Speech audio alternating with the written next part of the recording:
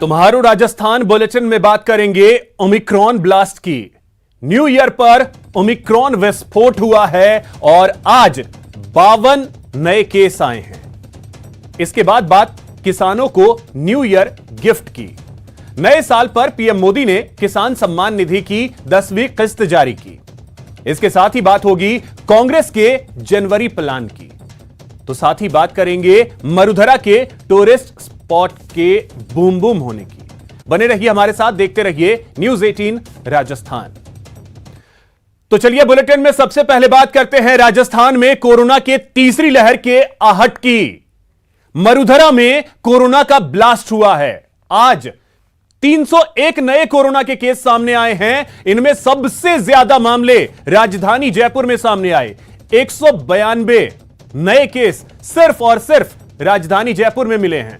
कुल केस 301 हैं और इनमें से 192 केस राजधानी जयपुर में। और ओमिक्रॉन की बात कर ली जाए तो पूरे प्रदेश में आज 52 नए केस सामने आए हैं ओमिक्रॉन के, और इनमें भी सबसे ज्यादा केस 38 जयपुर में मिले हैं। अब एक्टिव केस का आंकड़ा जो है वो 1247 हो गया है, यानी 1200 के आंकड़े को पार कर गया है एक्टिव केस। और पिछले 5 दिन में करीब 1000 कोरोना केस जो हैं वो सामने आए हैं, जो चिंताएं बढ़ा रही हैं। तो यह स्थिति है आज की। प्रदेश में ओमिक्रॉन के 52 नए केस सामने आए हैं। इनमें सबसे ज्यादा केस 38 जयपुर में सामने आए।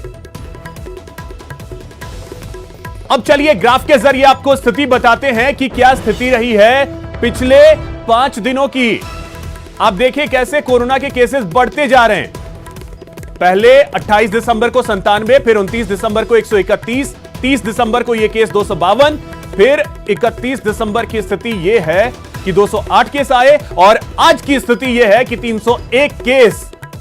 तो 208 कल आए थे और आज 301 मामले सामने आए हैं, यानी पिछले 5 दिनों की स्थिति यह है कि 989 केस कोरोना के पूरे प्रदेश में सामने आ चुके हैं। तो अधिक जानकारी के साथ सहयोगी सौरभ गृहस्थी हमारे साथ जुड़ गए हैं। सौरभ, आज जिस तरीके से कोरोना ब्लास्ट हुआ है, नए साल में नई चिंता के रूप में देखा जा रहा है इसे, क्योंकि क्रिसमस के समय से जो गैदरिंग बाजारों में उमड़ रही थी और जो लापरवाही सामने आ रही थी, उसी का ये रूप जो है वो अब कोरोना के नए मामले जिस प्रकार से सामने आ रहे हैं उसी के अनुरूप इसे देखा जाना चाहिए। और अगले 4-5 दिनों तक और भी मामले बढ़ने की पूरी आशंका जो है साफ तौर पर नजर आ रही है, क्योंकि इस दौरान जिस प्रकार के आयोजन हुए हैं, जिस प्रकार से लोगों ने कोरोना गाइडलाइन की धज्जियां उड़ाई है, उसका परिणाम ही जो है वो इस तरह के मामले जो है वो अब सामने आ रहे हैं। लेकिन चिंता की बात यह है कि अब ओमिक्रॉन जो है वो प्रदेश के अलग अलग हिस्सों में जो है वो लगातार फैलता जा रहा है। प्रतापगढ़, सिरोही, इन जिलों में ओमिक्रॉन के मामले नहीं आए थे, लेकिन अब वहां पर भी जो है वो इस प्रकार के मामले सामने आ रहे हैं। और जिस प्रकार से WHO और तमाम विशेषज्ञ साफ तौर पर कह रहे हैं कि ओमिक्रॉन बहुत तेजी से जो है वो फैलता है, इस लिहाज से अब जो है वो खतरा लगातार बढ़ता जा रहा है। और आने वाले दिनों में और भी ब्लास्ट जो है वो इस नए केसेस के रूप में देखने को मिल सकते हैं। राजधानी जयपुर की बात की जाए तो राजधानी में लगातार जो है वो कोरोना ग्राफ जो है वो तेजी से ऊपर उठ रहा है, और 192 मामले एक दिन में आना अपने आप में एक बड़ी बात है। और जिस प्रकार से मैंने बताया कि कोविड गाइडलाइन की धज्जियां उड़ रही हैं, उसका जो है वो परिणाम आने वाले दिनों में और भी जो है वो देखने को मिल सकते हैं। जी चलिए, बहुत शुक्रिया सौरभ आपका तमाम जानकारी के लिए।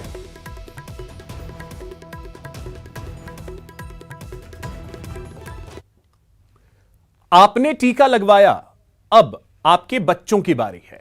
वैक्सीनेशन के लिए रजिस्ट्रेशन शुरू हो चुका है, तो देर मत कीजिए।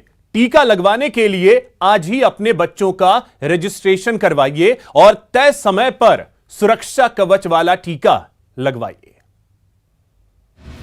वायरस से लड़ाई, अब बच्चों की बारी आई।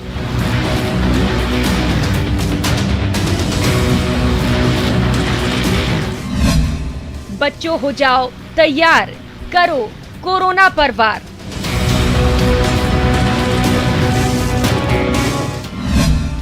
शनिवार से रजिस्ट्रेशन, सोमवार से वैक्सीनेशन।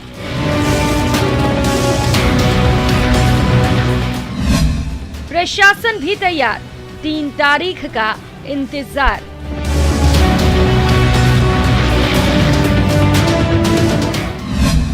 टीका लगेगा, corona थमेगा। We can attend school and be safe from COVID-19. Stay safe, Happy New Year and get vaccinated. मैं और मेरे फ्रेंड्स सभी ने इस वैक्सीन के लिए रजिस्ट्रेशन करवा लिया है और हम बहुत एक्साइटेड हैं और सबसे पहले वैक्सीन लगवाएंगे। घातक वायरस से लड़ाई है, बड़ों के बाद अब बच्चों की बारी आई है। शनिवार से रजिस्ट्रेशन का दौर शुरू हो चुका है। वैक्सीन लगवाने के लिए बच्चों का जोश भी खूब हाई है। We enter the new year. Finally, safeguards are available for children from ages 15 to 18.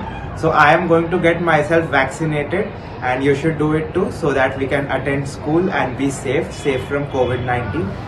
तो बच्चों को वैक्सीन लगवाने का बेसब्री से इंतजार है और पहले दिन से ही बच्चे बढ़ चढ़कर रजिस्ट्रेशन करवाने में भी जुट गए हैं। 3 जनवरी से बच्चों को वैक्सीन लगाई जाएगी। 15 से 18 साल के बच्चों को वैक्सीन लगेगी। राजस्थान में 54 लाख बच्चों का वैक्सीनेशन होगा। फिलहाल कोवैक्सीन की 17 लाख डोज उपलब्ध है। जयपुर में कोवैक्सीन की 1,20,000 डोज उपलब्ध है। जिन बच्चों ने वैक्सीन लगवाने के लिए रजिस्ट्रेशन करवा लिया है, वो दूसरे बच्चों को भी जल्द रजिस्ट्रेशन करवाने की सलाह दे रहे हैं। सभी 15 से 18 वर्ष के बच्चों को इस वैक्सीन के लिए रजिस्ट्रेशन करवा लेना चाहिए। मैं और मेरे फ्रेंड्स सभी ने इस वैक्सीन के लिए रजिस्ट्रेशन करवा लिया है और हम बहुत एक्साइटेड हैं और सबसे पहले वैक्सीन लगवाएंगे। प्रदेश में 50 लाख से ज्यादा बच्चों का वैक्सीनेशन होना है, लिहाजा प्रशासन ने भी बच्चों के वैक्सीनेशन को लेकर तैयारी पूरी कर ली है। अब जानिए आखिर कैसे करवाना होगा रजिस्ट्रेशन। तो इसके लिए सबसे पहले government.in वेबसाइट पर जाएं। कोविन पर रजिस्टर्ड नहीं है तो पहले रजिस्ट्रेशन कराएं। आपको बच्चे का नाम, उम्र जैसी कुछ जानकारियां देनी होंगी। रजिस्ट्रेशन के बाद आपके मोबाइल पर कंफर्मेशन मैसेज आएगा। इसके बाद आप अपने इलाके का पिन कोड डालें। आपके सामने वैक्सीनेशन सेंटर की लिस्ट आ जाएगी। तारीख और समय के साथ अपना वैक्सीनेशन स्लॉट बुक करें। राजधानी जयपुर में भी सभी सेंटर्स पर वैक्सीनेशन की पूरी तैयारी कर ली गई है। हर सेंटर पर सरकारी गाइडलाइंस के मुताबिक ही वैक्सीन लगाई जाएगी। हमारे द्वारा सारी तैयारी कर ली गई है। जिस तरह गाइडलाइन प्राप्त हुई है, हमारे माननीय सेक्रेटरी महोदय द्वारा जो दिशा निर्देश दिए गए हैं, उसकी अनुपालना में हमने सभी तैयारियां पूरी की हुई है। सही समय संकल्प अवधि में इसको पूरे टारगेट को पूरा कर लेंगे। देश में 15 से 18 साल की उम्र के करीब 8 करोड़ बच्चे हैं और ओमिक्रॉन के बढ़ते आंकड़ों के बीच बच्चों का वैक्सीनेशन इस वक्त बेहद जरूरी है। कोरोना के खिलाफ लड़ाई में बच्चों की वैक्सीन किसी सुरक्षा कवच से कम नहीं है। इसीलिए न्यूज़ 18 आपसे अपील करता है कि अपने बच्चों का आज ही रजिस्ट्रेशन करवाइए और 3 तारीख से टीका लगवाकर कोरोना के खिलाफ लड़ाई में अपने बच्चों को मजबूत बनाइए। सौरभ गृहस्थी, न्यूज़ 18 राजस्थान।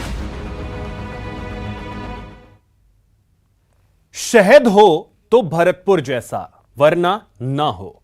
ये बात हम क्यों और किस लिए कह रहे हैं, देखिए इस स्पेशल रिपोर्ट में। शहद का कटोरा बना भरतपुर। प्रदेश में भरतपुर शहद का हब बनता जा रहा है। यहाँ शहद का इतना उत्पादन होता है कि 12 से अधिक देशों में यहाँ का जो शहद है वो सप्लाई किया जाता है। और इतना ही नहीं, शहद का इतना उत्पादन है कि यहाँ की जो चर्चा है वो अब दिल्ली तक होने लगी है।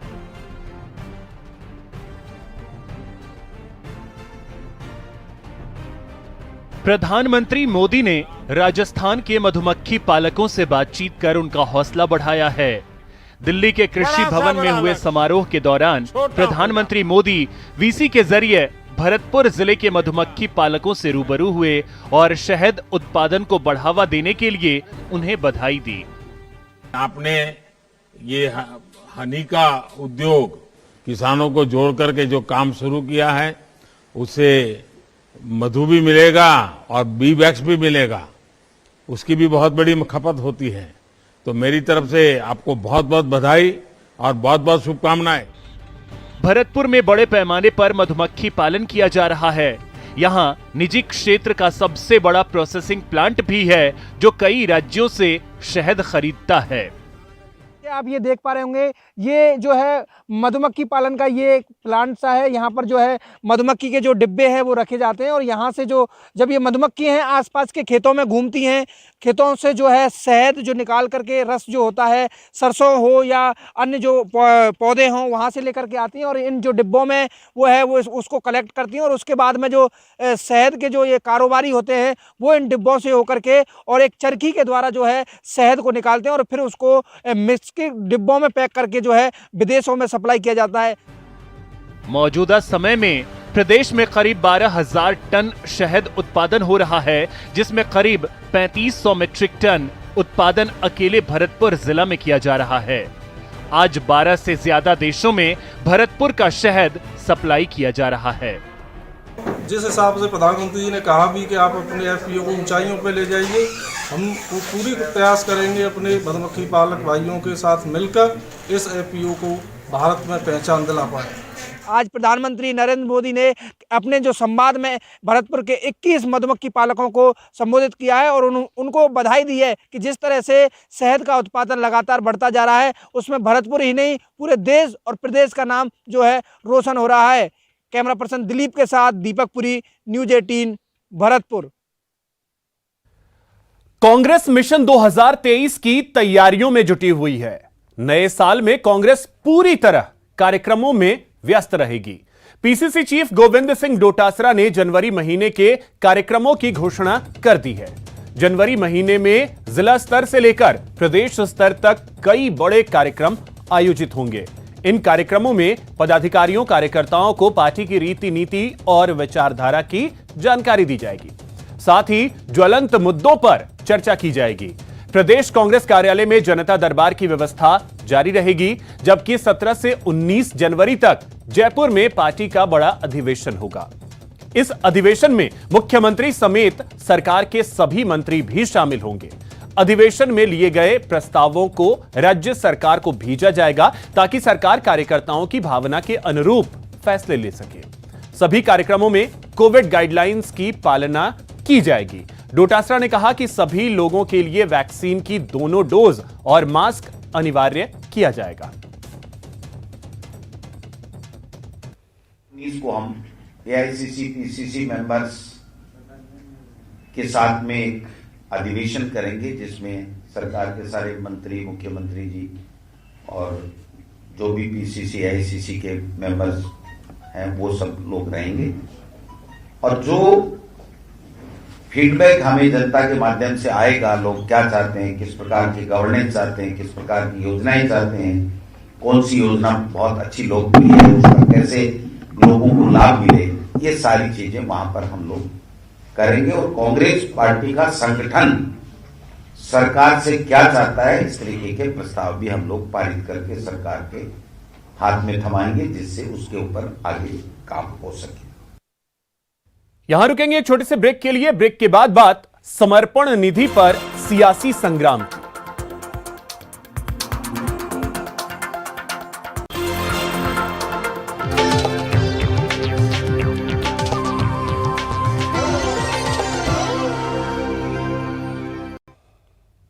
ब्रेक के बाद आपका स्वागत है। लोकसभा स्पीकर ओम बिरला ने नए साल के पहले ही दिन अपने संसदीय क्षेत्र के लिए कई नई और बड़ी घोषणाओं की झड़ी लगा दी। बिरला ने कोटा में पत्रकारों से बात करते हुए ऐलान किया कि इसी साल में कोटा में नए ग्रीनफील्ड एयरपोर्ट के निर्माण का काम शुरू हो जाएगा। इसके अलावा 185 करोड़ की लागत से तैयार की गई डिटेल प्रोजेक्ट रिपोर्ट के अनुरूप रेलवे स्टेशन कोटा को विश्व स्तरीय स्टेशन में तब्दील करने का काम भी शुरू हो जाएगा। इसके साथ ही नवनिर्मित सोगरिया रेलवे स्टेशन के लोकार्पण के साथ ही मेमू ट्रेन संचालन का तोहफा 5 जनवरी को कोटा की झोली में आएगा। लेकिन आजादी के बाद हमारी लोकतांत्रिक संस्थाएं जब जनता के जनप्रतिनिधि चुनकर भेजते हैं, क्योंकि लोकसभा देश की स्वच्छ संस्था है, इसलिए हमने अमृत महोत्सव के अंदर देश के पीठासीन अधिकारियों का शताब्दी वर्ष शिमला में हुआ था, तो कुछ संकल्पों के साथ कि हम देश की सभी लोकतांत्रिक संस्थाएं, उसमें हमारी सबसे ग्राम पंचायत हो, नगर पालिका हो, नगर परिषद हो, नगर निगम हो, जितनी भी चुनी हुई लोकतांत्रिक संस्थाएं हैं, उन संस्थाओं के अंदर अच्छी चर्चा हो, संवाद हो, वाद विवाद हो, जनता की अपेक्षाएं आकांक्षाएं सदन के माध्यम से पूरी हो, इसके लिए भाजपा के आर्थिक आत्मनिर्भर अभियान पर पीसीसी चीफ गोविंद सिंह डोटासरा ने जमकर हमला बोला। डोटासरा ने कहा कि भाजपा समर्पण निधि अभियान के जरिए ब्लैक मनी को व्हाइट करने का षड्यंत्र कर रही है। डोटासरा के बयान पर बीजेपी प्रदेश अध्यक्ष सतीश पूनिया ने पलटवार करते हुए कहा कि कांग्रेस को भाजपा की आर्थिक आत्मनिर्भरता रास नहीं आती, क्योंकि कांग्रेस के लोग जनता से लिए गए पैसों से घर चलाते हैं, जबकि हम पार्टी चलाते हैं।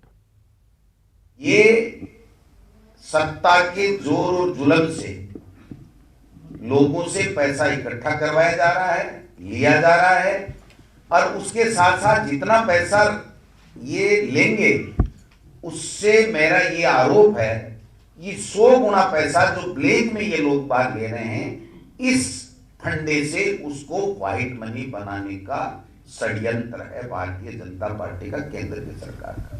नेहरू जी के जमाने से लेके और राहुल गांधी के जमाने तक ये स्लोगन चलता है कि नहीं करोगे चंदा तो बेटा कैसे चलेगा धंधा। ये चंदे का काम कांग्रेस पार्टी का था, क्योंकि भ्रष्टाचार के नाते अपनी पार्टी को खड़ा करना, और उसको लोगों ने देखा किस तरीके से वो लोग आरोपित हुए। आज बहुत सारे लोग उनके जेल पे हैं, बहुत सारे लोग बेल पे हैं, तो ये काम उनका था। पार्टी के तो कार्यकर्ता, बहुत नीचे के बूथ स्तर के कार्यकर्ता परिश्रम करके अपनी पूंजी देते हैं। तो पीसीसी के चीफ के पेट में दर्द इसलिए होगा कि कांग्रेस के लोग, हम अपने पार्टी का दफ्तर बनाते हैं, वो अपना घर बनाते हैं। भरतपुर में तकनीकी शिक्षा राज्य मंत्री डॉक्टर सुभाष गर्ग भरतपुर पहुंचे, और आपको बता दें कि यहां पर नववर्ष की शुभकामनाएं देने के लिए लोगों की भारी भीड़ इकट्ठा हुई। वहीं लोगों से मुलाकात करते हुए तकनीकी शिक्षा राज्य मंत्री ने सभी को शुभकामनाएं दी और बीजेपी पर निशाना साधा। पूरे देश में जो माहौल बनाया गया है, केवल एक ही आधार पर, भावनात्मक आधार पर जनता के मन को जो है चेंज करने की जो प्रवृत्ति है, देश की जनता उसको जवाब देगी। देश को चाहिए विकास, चाहिए रोजगार, चाहिए देश को सस्ती कीमतों पर पेट्रोल, डीजल और गैस चाहिए, सस्ती कीमतों पर दाल चाहिए, तेल चाहिए। इसका जवाब नहीं है मोदी जी के पास, उनकी सरकार के पास। बीजेपी 2023 की तैयारियों में जुटी हुई है, इसलिए कार्यकर्ताओं के साथ संवाद करेगी। लिहाजा बीजेपी कल प्रदेश के सभी मंडलों की कार्यकारिणी की बैठक आयोजित करेगी। इस बैठक में करीब 11,000 से ज्यादा नेता शामिल होंगे।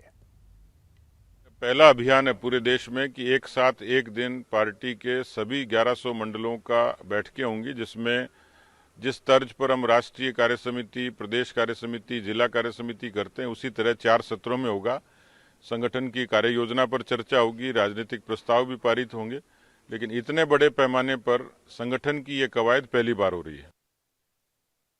सीएम अशोक गहलोत द्वारा बजट भाषण में की गई घोषणा के बाद राजस्थान में 32 सेवाओं को ई मित्र एट होम से जोड़ दिया गया है। पहले चरण में ये 32 सेवाएं जयपुर और जोधपुर शहर से शुरू की जा रही हैं। गहलोत सरकार की इस महत्वाकांक्षी योजना में बड़े बुजुर्गों, महिलाओं, युवाओं, छात्रों को सरकारी दफ्तरों में चक्कर लगाने से मुक्ति मिलेगी।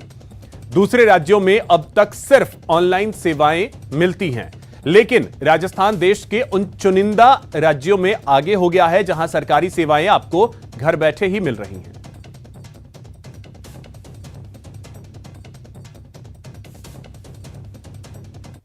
से 32 और नई प्रकार की सेवाएं भी इस ई मित्रा एट होम के जरिए आमजन को उपलब्ध हो सकेंगी। प्रथम चरण में यह सेवा सिर्फ जयपुर और जोधपुर शहर के नागरिकों के लिए ही उपलब्ध है। इस सेवा को प्राप्त करने के लिए टोल फ्री नंबर है 1800 1806127। इस टोल फ्री नंबर पर जब कोई भी आवेदक कॉल करेंगे तो वहाँ से जो कॉल रिसीवर्स हैं कॉल सेंटर वाले, और वो आवेदक से बात करेंगे, उनसे पूछेंगे उन्हें किस सेवा के लिए आवेदन करना है, और आवेदक द्वारा बताए जाने पर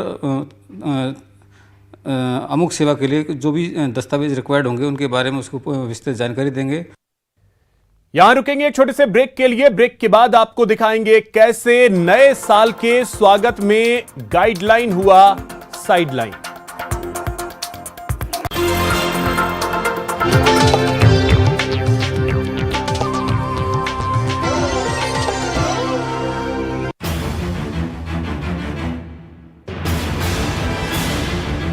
आप देख रहे हैं ये देश है हमारा का बेहद खास एडिशन, कौन होगा 2022 का बाजी।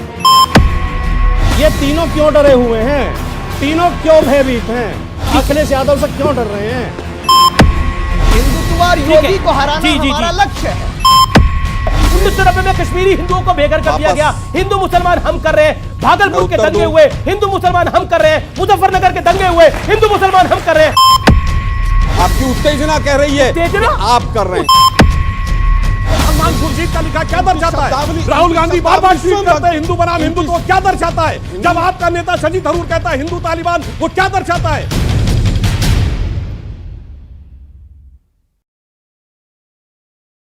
देश में ओमिक्रॉन के बढ़ते मामलों के बीच कोरोना संक्रमण